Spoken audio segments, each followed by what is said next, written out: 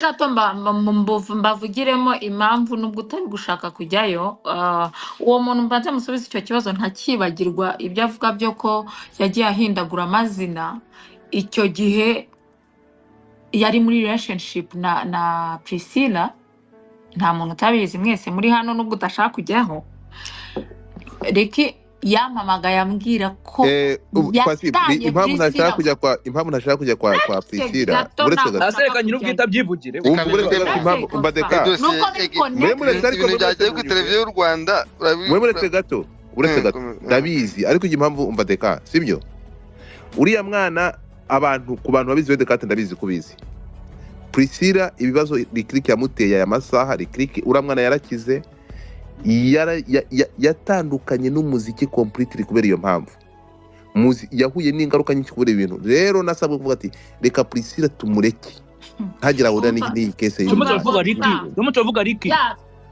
kandi icyo kintu ngiye kuvuga gifite aho gihuriye n'icyo mutipe yarambajije niyo mpamvu uwo muvandimwe suko nifuje kumuvugaho kuko ntago nanjye nakwishimira undi muntu wahuye n'ibikomere wenda bishobora kuba binarenze n'ibyanjye sibyo dutwatewe n'umuntu umwe ahubwo impamvu ngiye kumuvugaho n'ibyo byo gucenjinga amazina icyo gihe yabaga ari muri relationship na Priscilla kuko yanamamagaye ambwira ngo nataye Priscilla mu nzu kubera ko yambuzaga kuvugana n'umwana wanjye urakoze nta rindi jambo ndenzaho urakoze cyane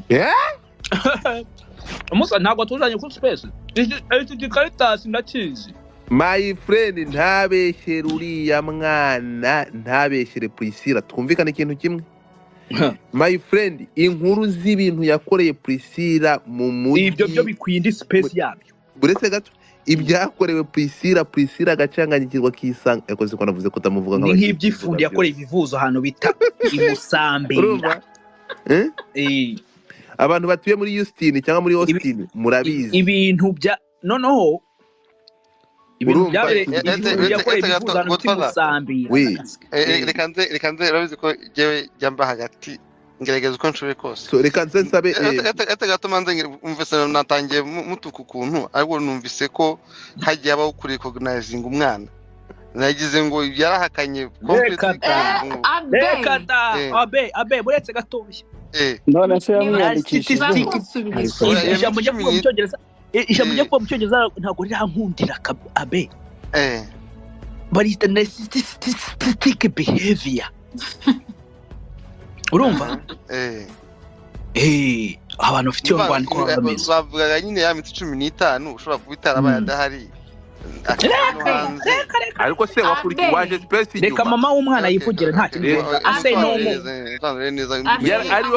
ari we wateruye umwana yaranze ko ari undi muntu ufata ku mwana we wa mbere ari ku bitaro yaravutse ahari ibyo nabifuze pe abe tubwire evolution yo kumuhakana yamwitayeho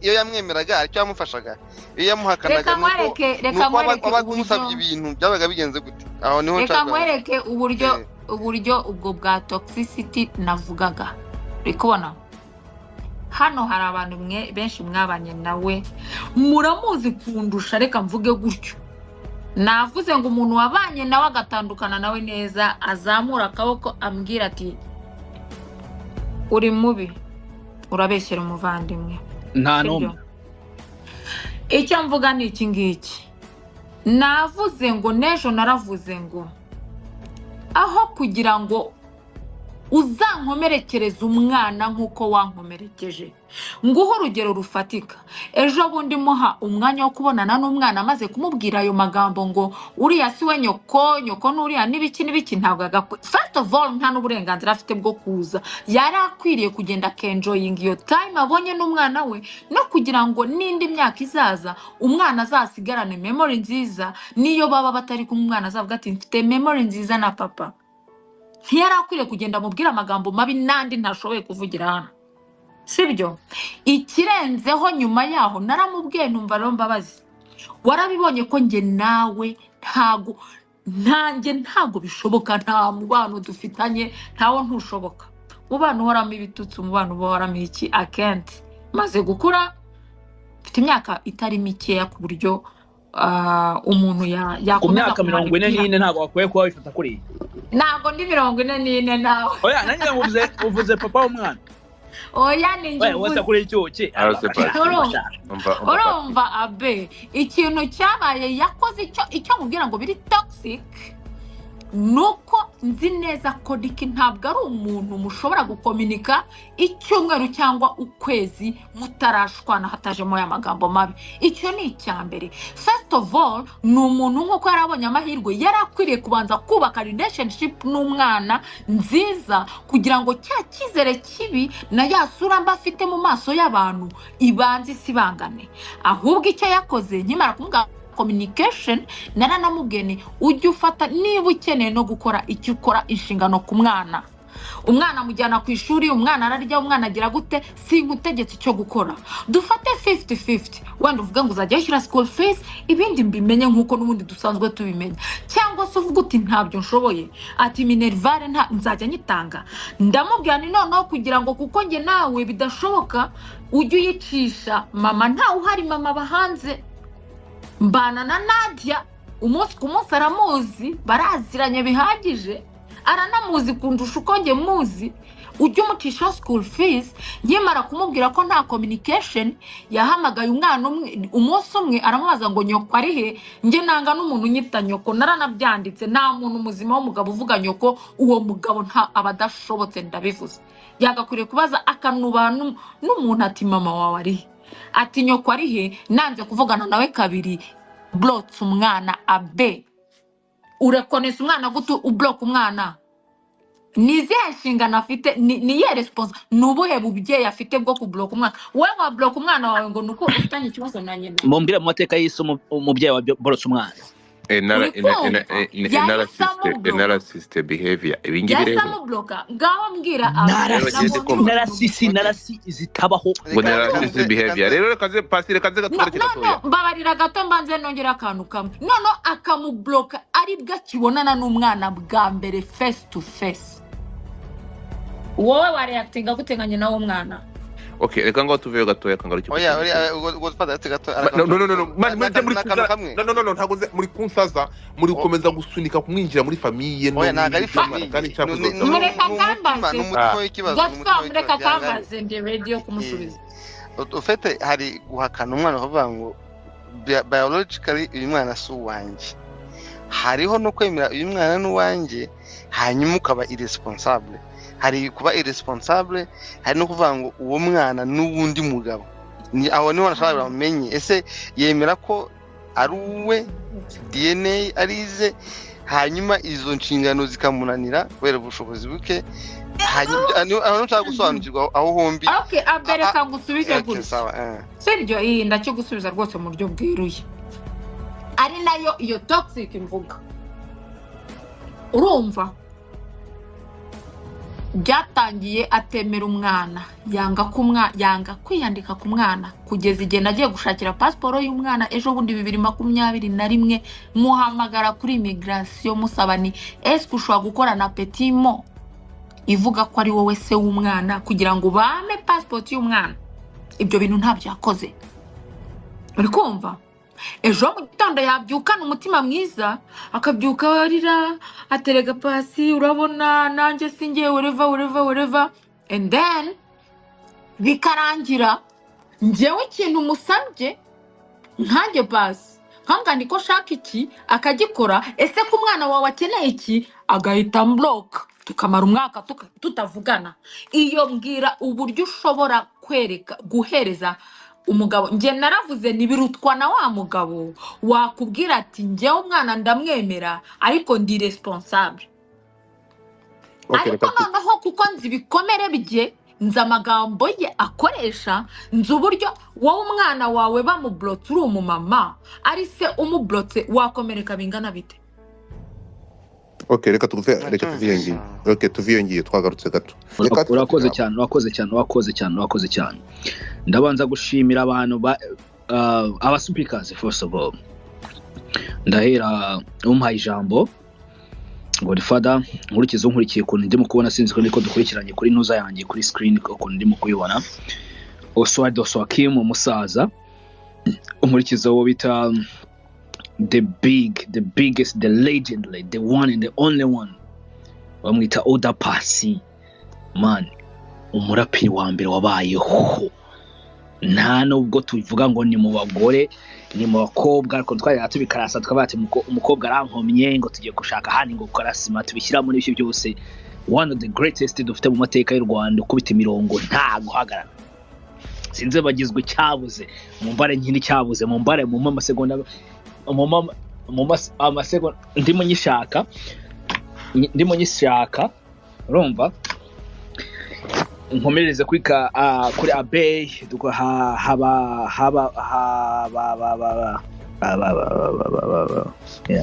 haba abyeyi Pascal Ben tude gukomeza kubita Love.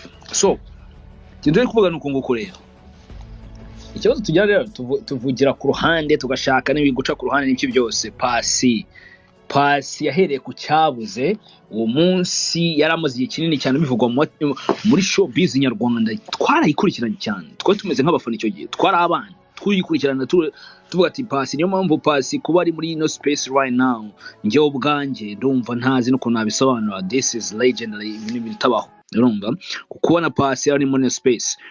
Paccy yaje akavuga ibintu byamubayeho,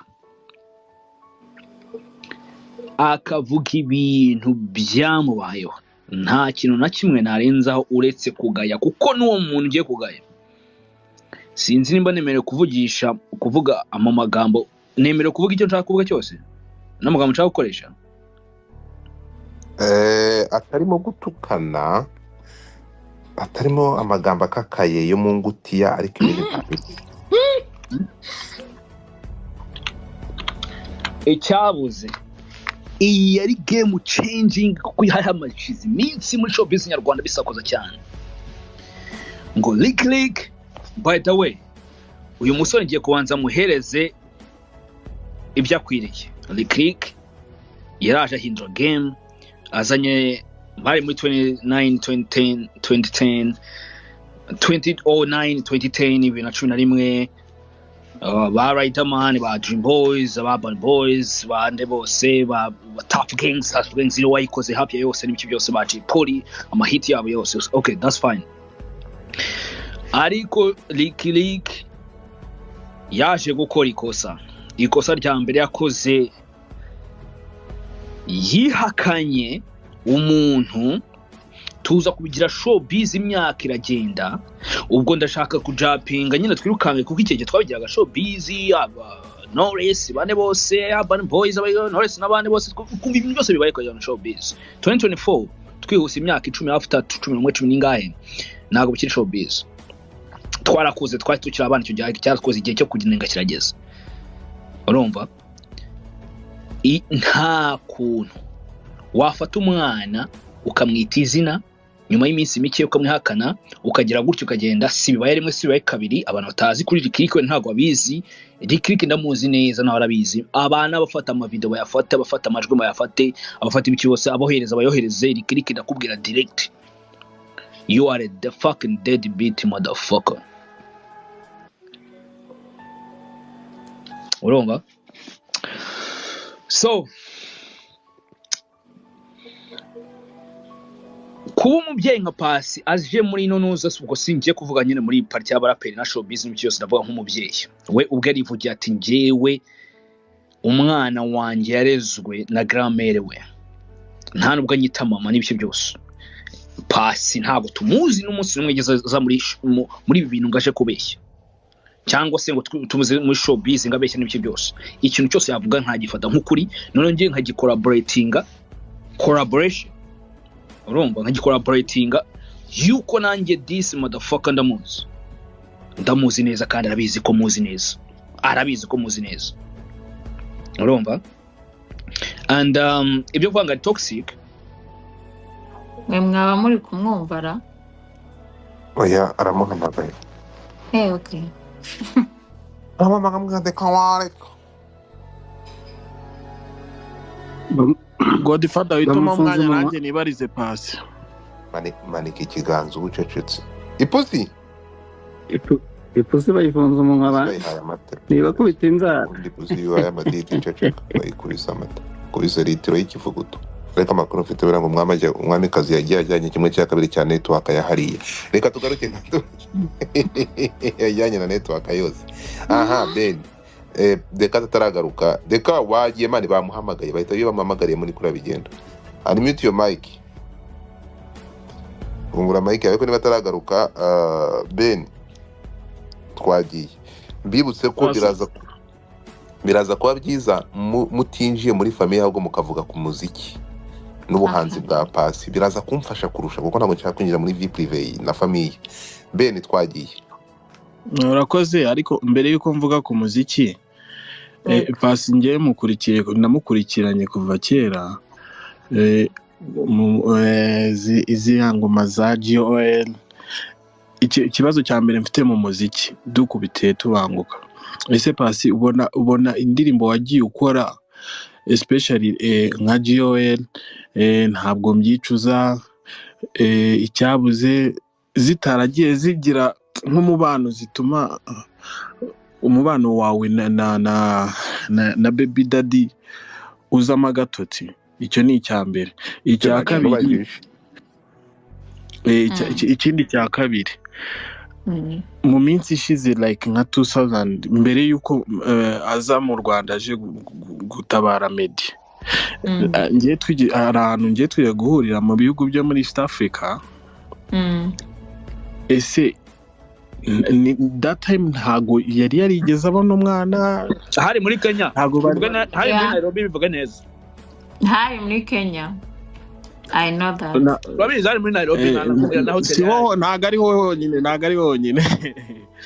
Ntago ari honyine. Arahandi. Ikindi kibazo mfite ko akunda kugaragaza ko akunda umwana we, ko ngira ngo mu myaka 2 ishize IG ngira ngo abayizi yitwaga yari afite ni Linka Isaac, I don't know, gusa nzi ko hari izina Linka, right? Yitaga Linka no ageza bari ngo Linka arangira abeshya ko ngo Linka. Ese ibyo byose ntago yamukunda, ntago bakominikaga kuko ngiye ibintu bya toxic ibyo ntago ari wowe wenyine bivuze ko byigeze kuvugwa. Hari n'undi mukobwa byigeze kuvugwa wo muri Amerika noneho still ahari ubu ngubu. Urumva ntago nani bazabibaza wo bita mwana bita Princess Priscilla ibintu cyamukoreye cya gikayitasi. Ntabwo nshaka kujyayo, ntabwo nshaka muri ndetse ariko se muri kwirukanswa niki. Twumvikane rero munyemerere tugaruke mu rugendo rwa Pasi n'umuziki.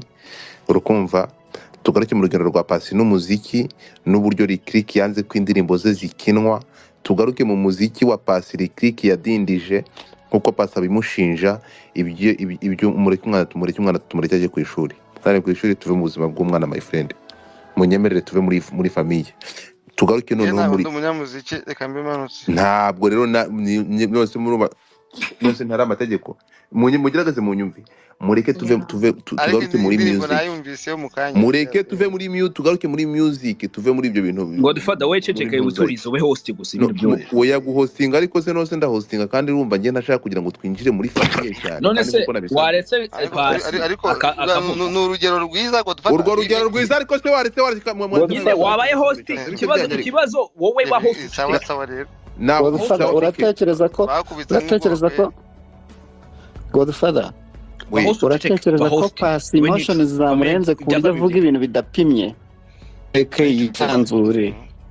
Twakomeje okay ngiye kanze muting yakira Oswaki fata asuno Oswaki mukamuha Oswaki muhinduye nuza host cyangwa host ndagiye ndabura iminota 10 ndagiye.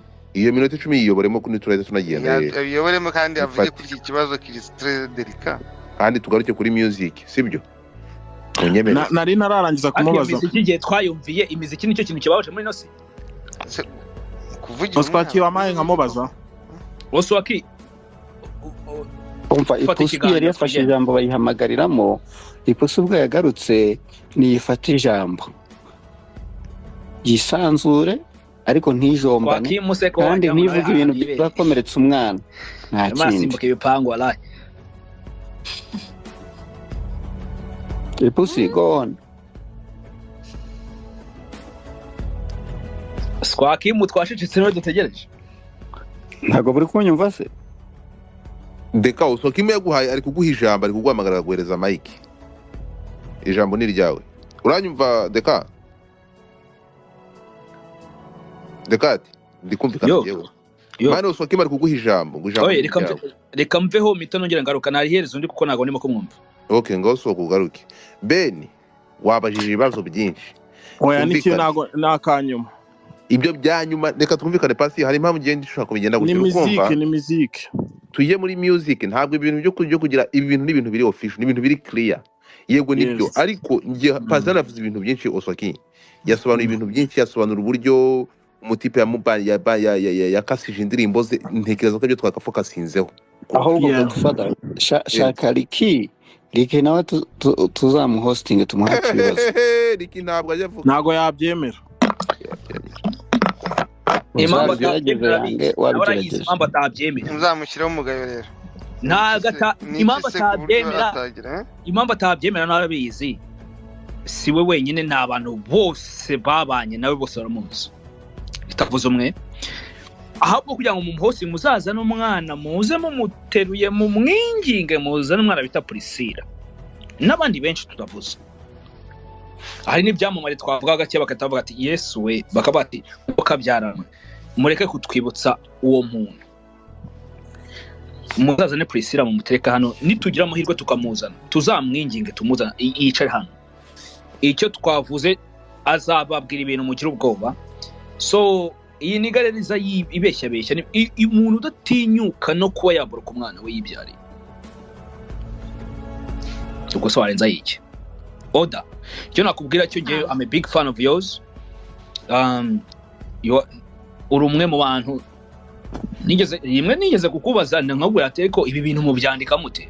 Sinabikubashije. Ati se impano yo kwandika aya magambo kuko sindi umuhanzi. Kavuga ati iyo numvishe indirimbo zawe hari playlist yabaga kuri YouTube yari indirimbo zawe zose rimwe na rimwe nigeze kujya nishaka mu minsi yashize nkashaka rimwe hari kuntu binzamo nkavuga nkakumbura ya hip hop ya Danje ndi umufana wa Danje wa hip hop nkakumbura nkayishaka nkayibura yari indirimbo zawe zose nimba barayibrotse nimba barayibaninze nimba barayisiga iriho wajya kuri YouTube channel yanjye ukayisangaho indirimbo zose zo apasi. Iriho kuri YouTube channel yanjye. Najyaga nicara ahantu hamwe nkashyiramo ibyo ekuteri by'ama beats mfite gutya za kera beats version za mbere za nkashyiramo zifite umugozi nkicara hasi une nkanyangiza nkafata akantu nkajya nirira injugu numva umwana bita Pasi.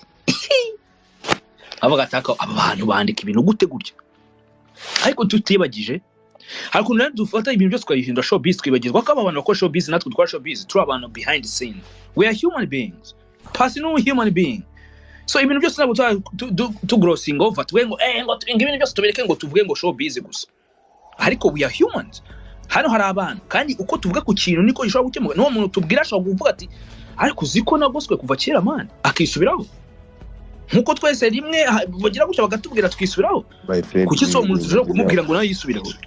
Uzanze bucyo gusabye rero iki ngiki. Uzanze n'umwana bita Priscilla.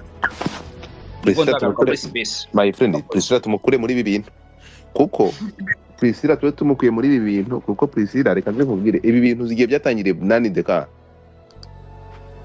nuza kwitegereza ugasubiza amaso inyuma urumva ibi bintu kuva 2010 Pasi iyi ndirimbo yayisohoye ryari izo ni nka 2010 GOR umva Deka iyi ndirimbo urabyibuka Pasi yafashe umuntu bita Knowless Butera Pasi afata umuntu bita ni Sindi afite indirimbo ari kumwe na Knowless yo nyukunda ko ngo wumve umva amagambo ifite akantu kajyana ngo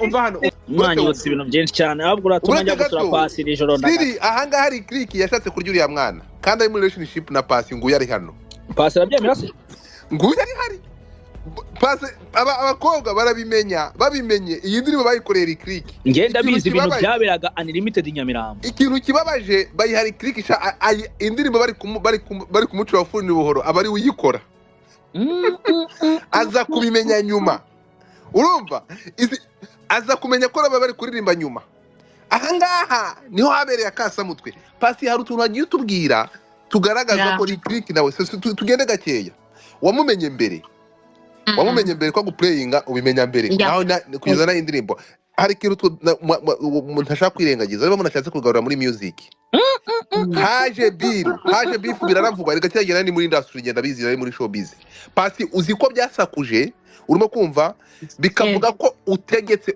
ntuza atemerewe uyu mukobwa mwaririmbanye ngiye byaranantunguye ko namukorana indirimbo kandi wari warategetse ko atagomba kujyana Lick ari atagomba kujya kuri studio udahari sha reka nkubwire ibyavuzwe ibyo biba byaranditswe muri 2010 ntibyavuzwe umva Kosini atagomba kugaragara ahantu Lick ari wowe udahari ndetse utanga condition ko atagomba kujya kuri studio ni mugoroba umva Nasini ikiganiro yakoranye no mu YouTube reka mvuge gato ndakuraye mbura umwana wanjye